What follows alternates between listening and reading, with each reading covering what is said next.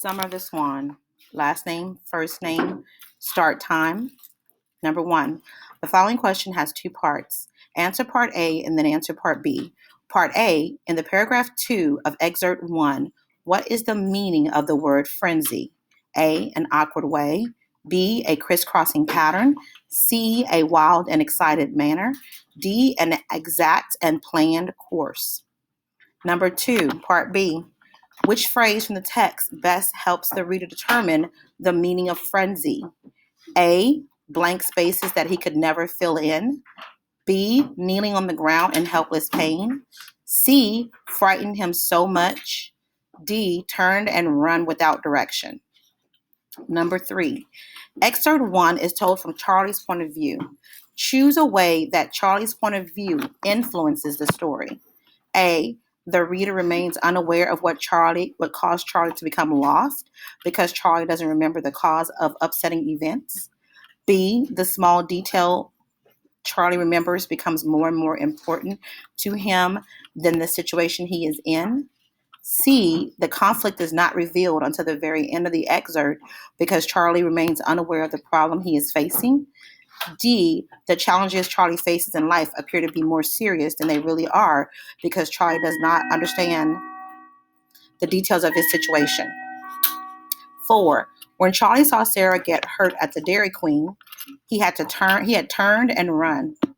He also forgets about his surroundings as he ran without direction in a frenzy, dashing headlong up the street, blind to cars and people.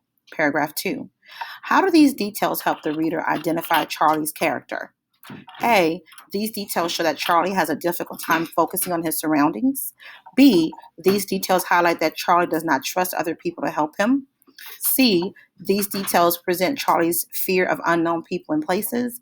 D, these details illustrate that Charlie tends to panic in stressful situations. Number 5, the following questions has two parts. Answer part A, then part B. Part A, what is the purpose of the phrase gripped her like steel in paragraph 19 of excerpt 2? A, to emphasize how calm Charlie feels when he sees Sarah. B, to emphasize how strong Charlie's emotions are when Sarah rescues him.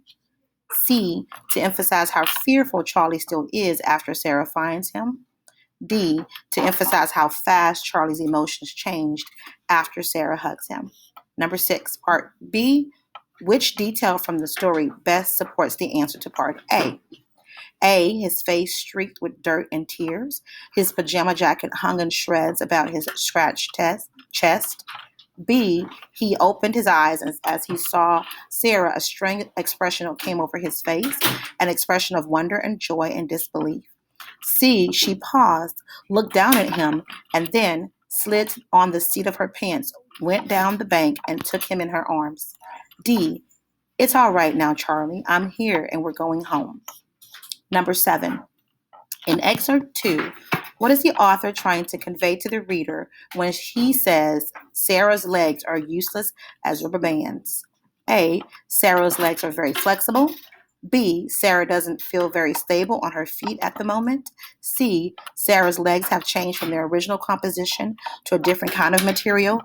D, Sarah is ready to run very fast from this point. Number 8, which statement below expresses one of the themes of excerpt 2? A, when people start exploring nature, they find both challenges and excitement.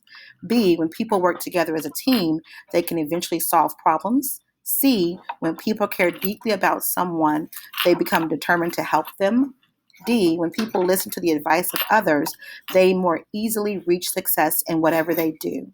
Number 9, based on the information from both excerpts, which statement best expresses how Charlie and Sarah feel about each other? A, Charlie is afraid of Sarah and Sarah is angry that she must find Charlie. B, Charlie loves Sarah and Sarah loves and wants to take care of Charlie. C, Charlie wants independence from Sarah and Sarah is overprotective of Charlie. Or D, Charlie feels abandoned by Sarah and Sarah believes she caused Charlie to run away. Number 10, his whole life had been built on a strict routine. As long as this routine was kept up, he felt safe and well. What is the correct definition of the word safe as used in this quote?